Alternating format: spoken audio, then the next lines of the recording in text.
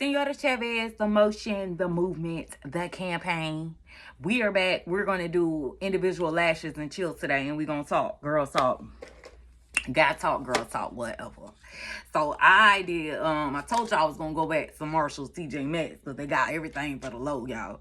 So I got these from Marshall's, and these are pre-glued lash extensions. So apparently no glue is needed. Pre-glued lash extensions. That's all it say. So apparently you're supposed to just be able to stick these on. Now, I've never done these before. I'm glad they don't have no glue because that's I don't like about individuals that glue. Like, they last a long time, but that glue burns your eyes. It destroys your eyes for real. So this is supposed to be glueless. So we're going to see if we can do this. This is my first time. I kept telling myself because, you know, I want to open my salon for real. And this is one of the skill sets that I need to pick up is learning to do the individuals. So I was gonna buy the little thing off of Amazon where you can practice with the mannequin eyes. So I was gonna do that. That's on the bucket list too. But I was like, let me do this for myself because I've been wanting some individuals. My lashes been growing some, but I just want a little pop because, you know, I'm a natural beauty. I don't like heavy lashes. You know, now and then I could do them, but not for everyday looks. You know what I'm saying? I like to look conservative. You know, I don't need too much because, like I said, my energy. I got diamond energy for real, so I don't need too much. I don't need to be too loud with my look. A simple, classy look is fine with me. So, I know y'all want to hear the story time today. So, this Sodom and Gomorrah, I don't know what episode this is. I think we on episode 6. But I'm going to tell y'all about these friends. So, everybody always talking about friends, people wanting to return back in your life, people holding grudges and stuff like that. I don't hold grudges. I just learn lessons. I learn valuable lessons, and I take the tools from those lessons and use them to aid me in my success. I don't hold grudges because one thing I learned about holding grudges, it makes you sick. It's sick on your mind. It's sick on your body. It's sick on your spirit. And you walk around with a sickness. And then that sickness grows and it builds. And then it turns to disease. It turns to illness. It turns to stagnancy. Because you holding on to the pain and the hurt of what others done to you. But you got to let go. Let it go. Let it go. What Keisha Cole say? Let it go. Yeah, you got to let it go. So I learned to live and let go, for real. I don't hold on grudges. I don't hold grudges because I'm thankful for all the people that the universe aligned me with because I learned a lot of things from all these people. So I ain't, you know, I'm not holding no grudge over whatever. But at the same token, I'm not going to be silly either. I'm not going to be like, you know, how they say, fool me once, shame on you. Fool me twice, shame on you. Fool me once, shame on you. Fool me twice, shame on me. Fool me 3 times, you can't get fooled again. So I agree with that. I agree with that. Because I never let nobody fool me. I see people ways. It's not that. I just know I'm built different. I have a lot more moral values, loyalty, respect, dignity. And you know, as I evolved and, you know, get older, I realized, you know, people don't have that. That's a royal privilege that you have. That's royal blood that allows you the privilege to be respectful, to treat others as you want to be treated, to have moral turpitude. That's royal privilege. That's royal mindset. A lot aren't privileged to have a royal mindset because, you know, like I said, it's game cutthroat. Sodom and Gomorrah for real. You got to get it how you live. So that loyalty factor goes out the window when you're trying to get it how you live. And when they say get it how you live, is like, for example, if you want some furniture for your house and they be like, I'll give you a whole brand new furniture set. You go over here and scheme and plot and lie on this girl. 9 times out of 10, you gonna take it. You don't care how it's gonna affect her. Gratitude, because when they do this to diamonds. Like myself, I'm a diamond. So they do stuff like this to diamonds. Diamonds are unbreakable. So I like the game. You know, the game is fair. What is the hell? What happened to the latch? See, I knew I was going to have a hard time with these. Oh, here we go. Diamonds, when they play these silly games, they play the games with diamonds. And they know diamonds are unbreakable. So I feel like the game is set up, well, okay, well, we could tell them to go destroy the diamond because they can't break the diamond. So go do what you want to do to the diamond because we know the diamond not going to break. I feel like, so the game is fair in that perspective. You know, that's why I don't hold no grudges because I'm like, I'm a diamond. I can't be broken, so it don't matter what they do. So like I said, I don't hold no grudges. But like, okay, so Sodom and Gomorrah, let me tell y'all this. Okay, so everybody's community property in Sodom and Gomorrah, and Tale of Two Cities, I should say. I wonder why the glue is on this side. Like, maybe you got to lift them up. Maybe you're supposed to put them on top. Now, I know when I go to the eyelash studio, they tell me to look up. Oh, maybe they go under. Okay, that's what it is. They go under the lash. Okay, then maybe they go under. That's why. Okay, I don't see how this works. I'm trying to get it to stick, y'all. I'm making it go under, but it gotta go under. Oh, my eye. Ugh. Okay. I don't know why it's not sticking. Okay. Let's see. All right, that's the first one down. We got a whole row to go. We gonna see how this works, y'all. This is my first time trying this, okay? So bear with me. I am not a professional at these. I can stick some strips on, but this is my first time playing with these individuals. So I'm glad I got a cheap set to practice with. So, yeah. So, everybody's community property. So everybody's sharing each other. That's why I be like, I don't see how people get mad like at cheating and stuff. Like, why y'all call it cheating if everybody already sleeping with each other? Like, we see this all on YouTube. Like, when they do them videos and they always ask the best friend, let me see your phone to see if your man will answer for your friend, and the man always sleeping with the friend. So it's like they high-key sister wives because they all share the same dudes and the dudes share the same girls. It's like, I don't know, but like I said, fool me once, shame on me. For shame on you. Fool me twice, shame on me. Fool me 3 times, you can't get fooled again. Now, I live by this. So I don't know how the rest of the world be getting fooled by this, because I'm like, okay, this is repetition. I see this all the time. Everybody sleeping with each other. Like, it's a fact. I'm like, everybody sleeping, the neighbors sleeping with each other. Everybody sleeping with everybody. So we all passing each other around. Why is this a surprise? Why is this a surprise when anybody do it? Like, how you even react to that when you know everybody's sleeping with everybody? How do you react? That's why I stopped reacting, because it's like, okay, and so what? You sleeping with everybody. Like, that's why when girls always say, I'm sleeping with your man, bitch, you sleeping with the whole town. Like, what? Go harass the neighbor too. Let the neighbor know you sleeping with. I mean, if that's what you want to broadcast yourself to be the one to sleep around town, I mean, and all y'all sleeping with each other, you sleeping with the wives too. The wives getting off on these girls too. So I'm just like, where's the shocker? How is this a shock if all y'all sleeping together? So this Tale of Two Cities, we in Sodom and Gomorrah, they all is sleeping with each other. So now, like, when I get a dude, like, I don't expect them to be with just me. I already know that community property. Like, that is a code for real. Like, that's a tax to be community property. That's like, you got to pay a community property tax, so you got to share who you with. And so I feel like they be sharing because they have to share. Like, that's the rule. You got to share what you got. You got to share the goods. So, I be like, so when the female come with me, I'm sleeping with you. No, you sleeping with everybody, though. You know why the fact that you came over here shows that my energy is more valuable than all the other 10 guys that you're sleeping with, girlfriend's energy. For real. Like, why? Why you ain't telling the girl next door that you sleeping with, man, because you sleep with him too? Why? Why you came over here? Like, what I'm supposed to do about that? You need my attention? You need a platform, bitch? I could trick you out if you want. Because that's what they be wanting. That's what they want for real. They want to be tricked out. So, I'm like, okay, well, I'll give you a platform so you could be a hoe. Go be the best hoe you could be. For real. That's how I feel about that. But anyway, I'm telling y'all. So I don't hold grudges.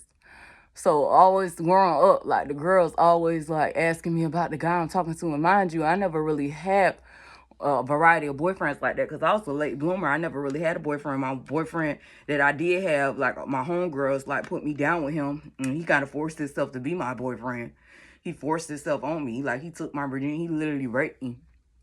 He was a good guy though, because I mean, at least he was good to me. I guess he was a dope boy or whatever. He didn't treat me bad or nothing, so I kind of went with it after he raped me. I mean, because he kept trying to get it, kept trying to get it. And I kept telling him, no, no, no. Because I wasn't into sex. I wasn't a horn dog, for real. I was never a horn dog. So he put me on to sex. And then after that, I started experimenting with sex. But it wasn't until, like, after he got locked up, I started, like, I only experimented with one other, or two other dudes. But not all at the same time, okay? I was messing with different guys, but he the one that got me turned out or whatever. I didn't really get turned out because I met another dope boy who really like put me on to sex, for real. I don't know. I guess they did the best they could. I just never was a horn dog. You know, some girls just naturally sexual. Like, I never been like that. I never was like, oh, I gotta go find something to hunch on. Every time I had sex, it just happened. Like, we'd be out or whatever, hanging out and, you know, just get in the mood and do it. But I never went hunting for it. But anyway, so all the girls I hung out with, they would be like throwing shade every time the guys come around, always hating and stuff like that. And I was a nerd at the time, so I was just like, I don't know, I just thought it was because I was a nerd. I didn't know it was because I was pretty. Now, if you see these girls, I should, like, if I had some pictures of, like, growing up, like, all us look awkward as fuck. Like, we look like cartoon characters. Look like an episode of Recess, for real. Because, you know, when you kids, you blooming, you just growing into your looks. I don't know, but I was the prettiest one of the clique. Now I see, I was blind, but now I see. But not that it mattered, because growing up, when I went to school, like, the boys always talk to the ugly girls. They love the ugly girls. Like, the ugly girls are always popular. The ugly girls always get the boyfriends. Like, being cute, like, if you was cute at my school, they talked so bad about you, they sold you out and called you a hoe. And the ugly girls were bigger whores, but because you were pretty, they didn't, I guess that's a rule. If you pretty, they gotta downplay you for doing the same thing the ugly girls do. Like, the ugly girls can go be whores, but if you're a pretty girl and you're a whore, then they destroy you. I was never a whore. I wasn't sexually active in school till like later, like my senior year. But I never hunched nobody in the school. I guess that's why I never hunched no boys at school. Like, my boyfriend was older. He already left school. And then my other little boyfriends went to different schools. So, anyway, I said all that to say, like, these girls would just follow me around and use me to find out who I was messing with just so they could go sleep with them. And this was a trend, like my life story, like a trend. So now it's like when a guy come around and I like see what they're doing, like the girl always come around like questioning me about the guy, I just like kind of ghost the guy because I already know what it is. And I'm like, well, if you getting it from her, you don't need me then. I'll find somebody else. So that's what I be doing, right? And then the girls get so angry and frustrated and they come after me and they come after the next guy and the next guy. And I'm like, this is a trend. But y'all, this is Sodom and Gomorrah, y'all. Tale of two cities. They sick. They sick. They sick because they get clout off of sleeping with your man when you're a star seed, I guess. They get clout. I don't know. I think all of them get clout off of sleeping with. I don't know how that works. I don't know. Because, like I said, I don't get nothing from this silly game. I don't get nothing from, I don't get anything from sleeping around. To each his own. But I don't earn anything from sleeping around. So that's why I stayed celibate too. That was a big reason. Because I'm like, I'm giving my body to these dudes. And I'm not trying to gain like financial rewards, y'all. It's like the simple things. Like, you're not helping me mentally. You're not helping me physically. You're not helping me financially. You're not helping at all. You're just penetrating me. And it'd be different if the penetration was good. Your penetration, it don't feel good. It makes me feel dirty and unclean. And then you're penetrating the whole town. And then you got all these females following me, harassing me about you. And you not even doing nothing. Like, you're not even worth the show. You're not even giving me a show to put on because you don't want to do nothing with me. You don't take me nowhere. You don't show me off. You don't do anything fun. You don't have any good conversation. You're not good company.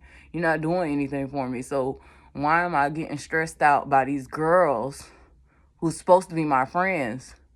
Why are they harassing me and destroying my mental stability?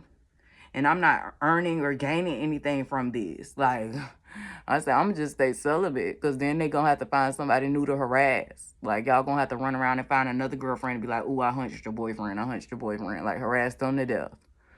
So that's why I stayed celibate for 5 years. And the reason why it took 5 years because it took 5 years for them bitches to leave me alone. And I told you to this day, Like, these bitches still stalk me over dudes. And a lot of them stalking me over dudes I don't even know. They dudes just be lying for clout. And these girls be stalking you and harassing you for attention for sleeping with dudes you don't even freaking know for real. Like, I'm like, do I even know this character? And you over here gang stalking me for a dude I don't even want. Ugh. And that I regret giving my body to because he only gave my body to, only came over here off the strength of you wanting clout. That's what I learned. Like, the females will send the dudes to come rape you and hunt you just for clout for real. Like, they're crazy. They're crazy. So, Sodom and Gomorrah. So, that's what all my friends were doing. I noticed that. They always doing that. But I never made a big fuss of it because I just figured, like, when we were younger, I was just figuring, oh, we all horny and, you know, they horny young people, wild and horny. So, everybody just hunching. I ain't thinking, like, they was doing this intentionally to get my attention. I just thought they was all horny because, you know, some of my boyfriends were really cuties. And back in the day, like, when you younger, they was hunching, like, hunching good. So I could see, you know what I'm saying? I wasn't thinking these girls was doing this intentionally. I'm thinking it was just like opportunity and space to do it. You know what I'm saying? Like, if you was put in a situation, like your friend ain't around, you know your friend, you talk to the guy or whatever, but y'all alone, y'all chilling, y'all vibing, and it just happened. You ain't thinking about nothing. You know, I used to think like this. That's why I never made a big deal out of it. Because, you know, at the time, when you young like that, y'all see this is not working out. And they're sticky though. They sticky, but they just not staying. Like, maybe I ain't getting a good grip on the eyes. Let's see. Let me go look over here. Maybe I need to get in this mirror. I need to get in another mirror. But yeah. So I'm just thinking it just happens. You know, when you young like that, everybody hunching. You know, I say every girl need their college years to do that. So I'm just thinking like that. That's how I was thinking about my friends anyway. I ain't make a big deal out of it. Especially because some of my little boyfriends were cuties. And I'm not a friend of pretty boys, but my friends love pretty boys.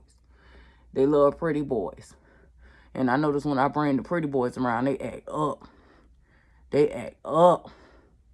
So I just figure they like the pretty boys. I don't know.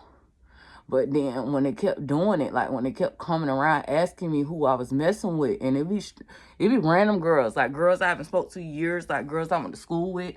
They be like, who your baby daddy? Just random questions. Who you talk to? Like, dang, why you asking who I talk to? This? Hey, hello. Let's start with a hello.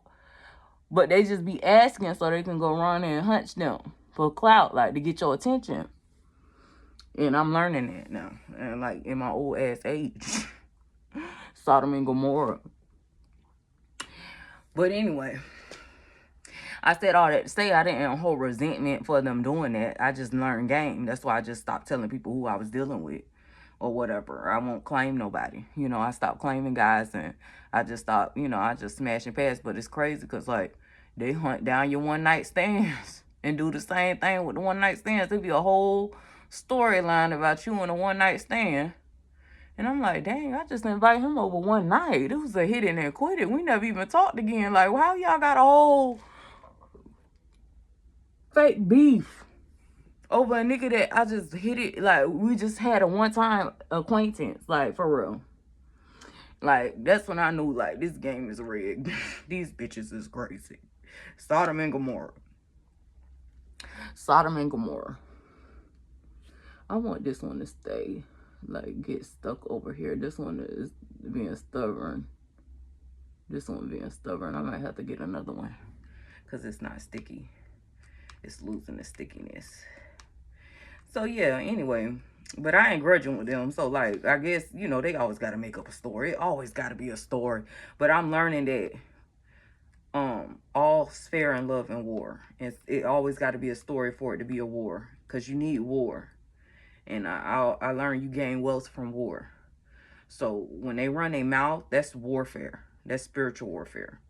So they need to run their mouth. They need to make up stories. They need to create the drama so you can gain your wealth. So I do have gratitude for them. This is why I don't hold grudges, because if it wasn't for them busybodies running their damn mouth, I wouldn't be successful. I wouldn't be Queen ENT. I wouldn't be on my platform. I wouldn't be working from home. I wouldn't be living my dream for real. So I needed them to be messy. I needed them to run around gossiping. I needed them to go hunch everybody I was hunching. And that's the power play anyway. When you get a bunch of girls to go hunch a bunch of guys that you're hunching, you really building like a colony for real. So I feel like that's what I did. That's exactly what I did with Queen ENT. That's my colony. That's why I came up with Queen ENT, like a beautiful way to colonize. Because I was like, well, if y'all all hunching each other, we all tied. So we like a network. We all in a network.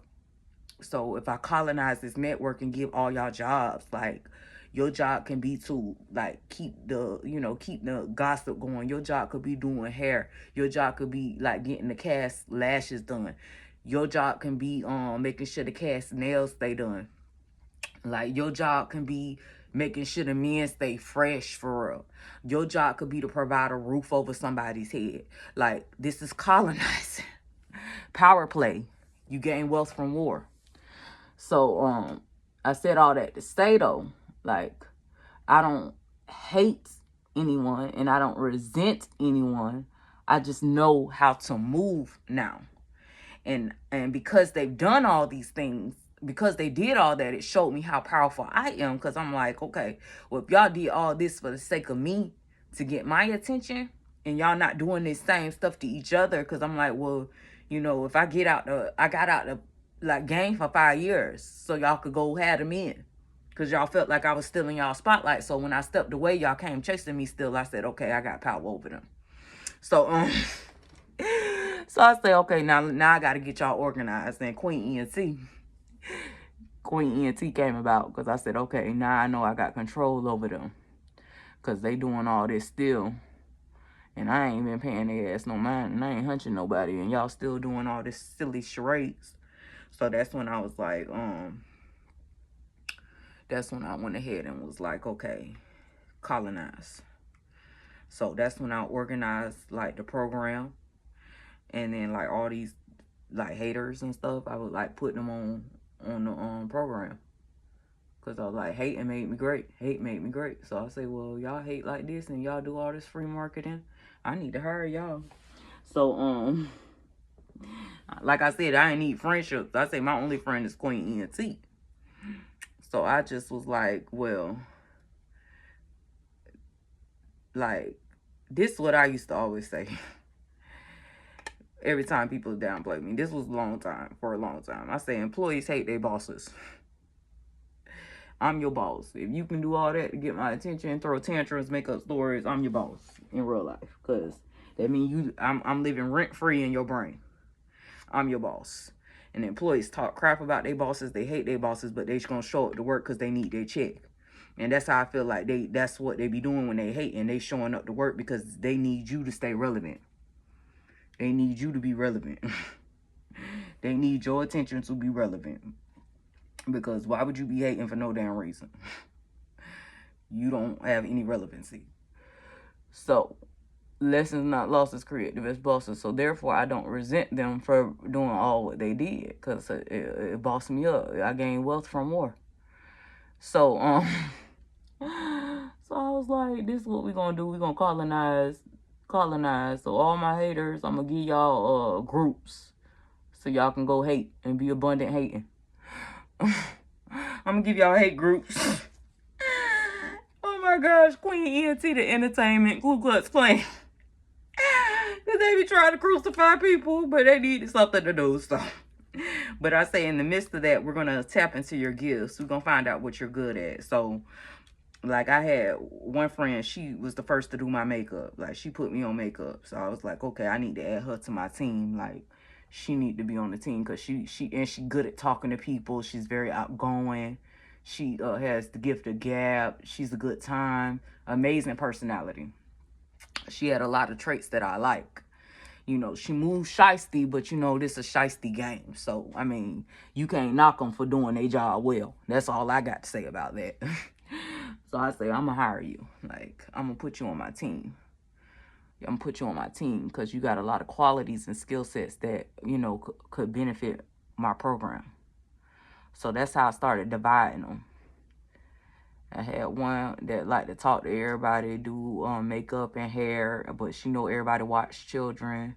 So I was like, okay, when we get to daycare, we gonna put you in the daycare. You gonna Queen Labs. We're gonna put you in a facility and watch over the youth. You know, colonize, okay?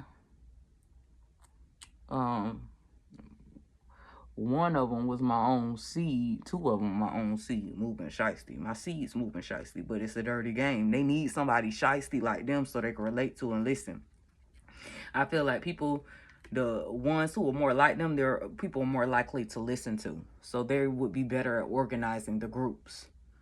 So I'm like, okay, if y'all can get this much influence, gossiping and hating, and this many people following y'all gossip and hating y'all slander, y'all have influence.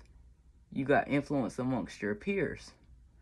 So I said, okay, I could hire you to organize these groups because we're going to colonize Queen ENT, Queendom building. So instead of hating them, holding grudges and crying over what they said or did about me, I put on my boss lady hat because, you know, lessons not losses create the best bosses, and real bosses, employees hate their bosses. That's a fact. Like, when you go to job, everybody be talking crap about the boss, but when the boss come in, ain't nobody saying nothing, right? That's the story of my life. When the boss come in, nobody got nothing to say. Nobody got nothing to say. Nobody got nothing to say when the boss come in. So I said, okay, well, this how I'm gonna run this ship. I'm gonna be the captain of the ship because I'm the only one who, like, is emotionally intelligent and don't get in my feelings when people talk bad about me. I just take it as I got your attention. So now that I got your attention, you're going to do what I say do. So, get them in line, Queendom building. So that's what I did. I was like, I'm going to hire all my haters. I'm going to hire y'all to be on assignment, to spread, you know, just do what you do best, gossip and hunch. Because that's what a lot of them do best. But some of them actually have real skill sets that could contribute to the program. Like quality skill sets. This is why I do the promotions and the employees, you know, shout out my employees and stuff, because they actually, the skill sets contribute to the movement. They actually contribute to the movement, and that's why I acknowledge, see, I'm a boss lady, so I can get out of my feelings and acknowledge how this is contributing to the motion and the growth and the Queendom building, because I can see that, like, I'm a big boss for real. So I can see past the petty bull and look at what they're actually contributing. So that's what makes me overqualified for this position, because I'm emotionally intelligent. Heart of the tree. So this is why I don't grudge. I just use it to my advantage. I'm Queendom building. Now, if I was a crybaby, if I was not emotionally intelligent, I'll be like, I can't believe she's talking about me. I'll be going back and forth and getting nowhere. I'll be going back and forth and getting nowhere. Getting nowhere. Arguing, fake beefing with people, and getting nowhere. Now, some fake beefs get people places. That's them. But I noticed that it didn't get me nowhere. Like, it wasn't putting me in no house. It wasn't putting me in no car. It wasn't getting me to none of my goals. Now, some people have finessed the game. They know how to fake beef to get what they need. It wasn't working for me. So I say, I'm not getting the things that I want out of this game. So I'm not going to be doing this. I'm going to organize it and make my own game and get what I want. So there you go. And this is why I don't hold grudges. And this is why I didn't care. Now, I don't resent my old friends for running around hunching all my boyfriends and trying to murder me. That's what they did. They tried to kill me because I wasn't paying them no attention for all the hunching they was doing. So I say, I'm going to get them jobs. I ain't give all of them jobs. Some of them just got fired. Like, because it's like, some of them, I'm like, be for real. I don't even know you for real. Like, I only looked out for the ones that was, like, actually there, like, in my circle for real. Like, who actually influenced some motion. But some of these girls, I'm like, now, you know I been stop talking to you. I don't even know you for real. Like, what you holding on to? Let it go. Sorry, not sorry. Queen ENT Senor de Chavez. Now, I want to get the curlers. I kind of want to get the curlers and curl these, but I'm afraid they not going to stay. But how y'all think for my first time? Because for the first time, the individuals, they don't look too bad. They don't look too bad. I just wanted them to be even. I gotta get the eyelash comb. I just wanted them to be even. Gotta make sure this one's stuck under the eyelid. And now these are glueless. These are like they already sticky. Like they don't need no glue. They didn't need any glue. So it say. But it looks natural though, right? It looks really natural, right? So I'm gonna do my makeup and I got an outfit that I'm gonna put on. But this was individual lashes and chill. How my friends tried to murder me. Hood comedy, Sodom and Gomorrah. I'm trying to tell y'all for real. Queen Auntie, Senora Chavez, the Motion Movement and Campaign. Love y'all. Subscribe to the channel, like, comment, share, and tell me what y'all want to hear about this hood comedy for real. Tell me more, and I'll tell y'all more stories. I'll go in more depth. I don't like to get too in depth because, you know, I try to make these videos 30 minutes or less, but if y'all want the deets, like, comment, like, can I get the deets on this? And I'll do a separate video with the deets, okay? Queen Auntie, we up.